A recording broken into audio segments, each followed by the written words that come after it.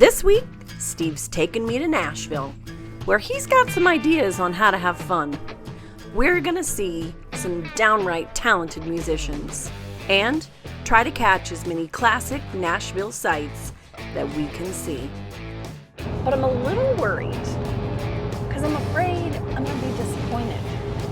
We have some stories and some insights on the RV park that we stayed at. And things took some unexpected downturns we weren't prepared for. We thought we were safe in Tennessee, and that didn't turn out so well. If you're new here, we're Steve and Kelly, and we'd like to invite you to join us on our crazy adventures with our dogs, Tater and Bubba. Now, let's go check out Nashville.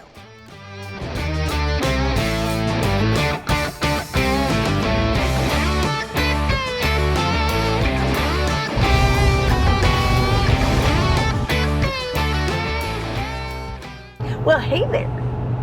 Today's adventure is taking us to Nashville, Tennessee. You've been there. I have been there. I went in the middle of summer one time. Spent enough time down on the street to know that it gets pretty busy and it's hot and muggy. This is my first time, and I've always wanted to see Nashville. I mean, everybody hears about Nashville and the music and all the stuff, but I'm a little worried because I'm afraid I'm going to be disappointed. I don't think you'd be disappointed. Okay. I mean, it'll be fun. It's fun to see. A lot of bands. Every little place has some food and a band. It's not just any kind of singing. It's not like your average karaoke. It's like good singing. So that I am excited about because I do love me some good live music. We made it to our great little RV park. It's a pretty cute RV park. We'll talk about that more later, but we got all set up and everything's settled in. Dogs are settled in. And Steve is going to take me in to town and see if we can find some trouble. He said he didn't like trouble, but that's actually not true. If there's one thing I can say. Hey now, easy. If there's one thing I can say about Steve doesn't usually start trouble. He's not the initiator, but by golly, does this man finish it. He is not a quitter. I don't know what they mean. He sees it through all the way. So, I mean, if we post something out there about needing bail, please, folks, come save us. When you're headed down to Lower Broadway, plan your parking. There are a number of garages and lots right there in the area. However, they're more conducive to smart cars versus dualies. Maybe the only time Steve wished for one. However, we did find a spot. It was paid parking, and it was a tight fit, folks. And just be prepared for city prices. Look at him, they're rocking.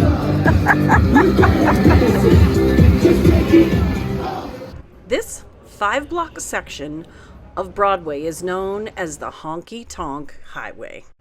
And Steve wasn't kidding when he said that there was live music and food and drinks around every corner. It's honestly a bit overwhelming.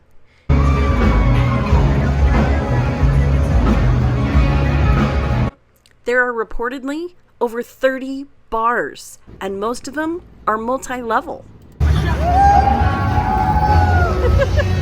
And mobile parties everywhere.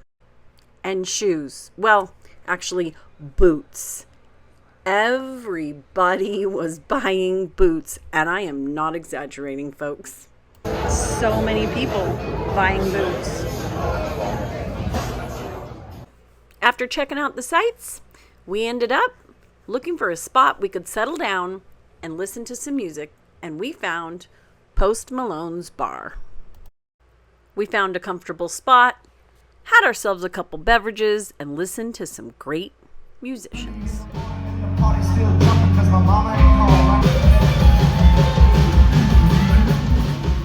The thing about the Honky Tonk Highway is there's so many musicians and so many great ones, you can't sit still for long. You gotta keep going.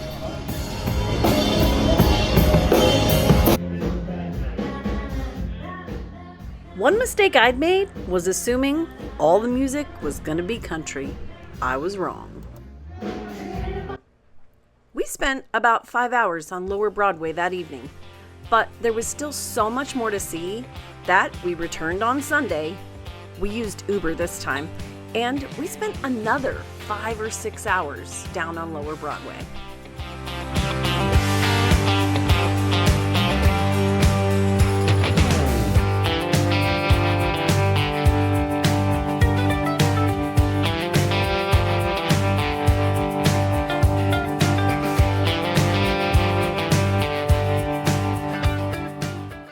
If you get the chance, go to the Johnny Cash Museum. It's highly recommended, and it's only a half a block off Broadway.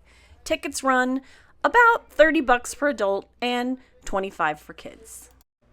Originally built as the Union Gospel Tabernacle, the Ryman is the mother church of music. It has hosted more musicians, comedians, authors, and political figures than you can count, and is also the former home of the Grand Ole Opry. Located just a half block off of Broadway, you can do anything from tour the building to watch shows or concerts here, or even just wander around and explore the outside. If we return, we'll definitely find an artist to watch here. And let's not forget the 130,000 square foot Country Music Hall of Fame, also known as the Smithsonian of Country Music. With one of the world's most extensive musical collections, you can see anything from instruments to stageware to recordings. And costs run anywhere from $32 to $83 per adult. We finished up our time down on Lower Broadway at Kid Rock's 4-story bar. And I gotta tell you, this seemed to be where the party was happening. There were so many people dancing and having a great time, and the band was fabulous. If you're looking to go to the Grand Ole Opry, it is not downtown, but about 12 miles away. We would advise that you plan ahead for this. While we were there, we weren't sure who was going to be playing. And when we showed up, there really wasn't anyone we were super interested in watching. Base price for a ticket minimum is about $55, but some of them are upwards of $800 to $1,000. But that's okay, because just wandering the merchandise shop and checking out the grounds is thrill enough for us. Located in the same area is the Opry Mills Mall, and this place is huge. There's everything to do from movies to aquariums to restaurants, etc. If you know us, you know we like beer. So of course we hit the Bavarian Bear House and had some delicious beverages. And of course, there was live music.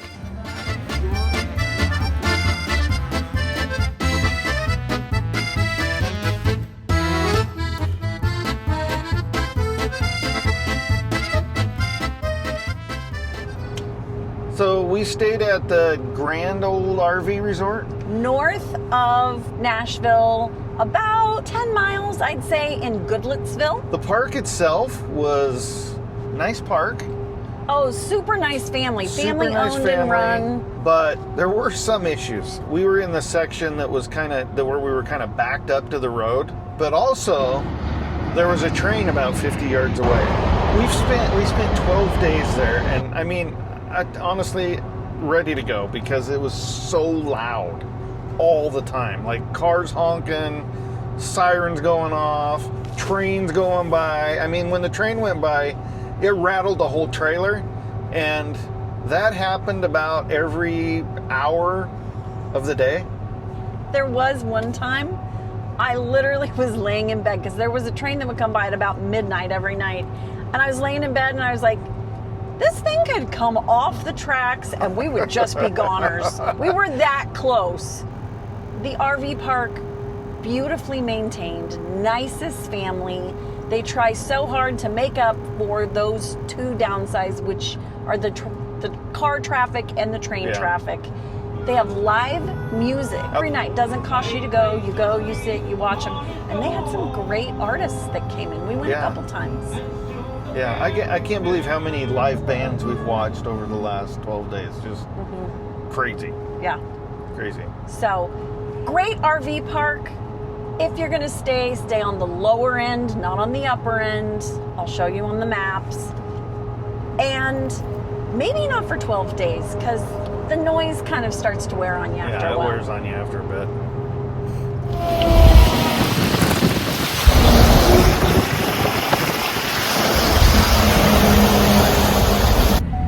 We have received an evacuation order for our RV park, and we are headed south, hoping to find a place where we can shelter. There are no listed shelter places in our area. All of the listed shelter places are like 100 miles north of here. I cannot believe we survived the night, but we did. It started yesterday with Tater, our white Frenchie, having bowel issues that would not stop. And I started to get worried about him. And then around 7 o'clock at night, we started getting thunderstorms rolling in. And he gets super stressed out about thunderstorms. So he was in even worse shape because of the thunderstorms.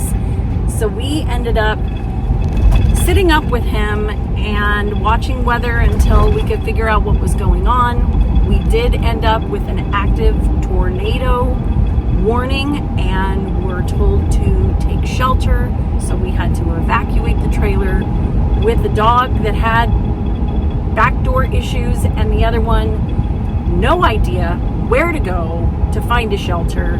I have to be honest, Nashville does not have a lot of shelters because this doesn't occur here, I guess. I don't know. It was kind of ridiculous, to be honest, and a little scary in the sense that there's no direction from anybody, like nothing. So anyway, we managed to run south and escape the storm, or at least the big part of it, and then it ended up just passing over. I have not heard if it's hit anywhere else, but now we are on our way to an emergency vet visit because Tater is not getting better, and so we're going to go see what's going on with him and hope that it's just something that a little medication will take care of and we're not looking at surgery.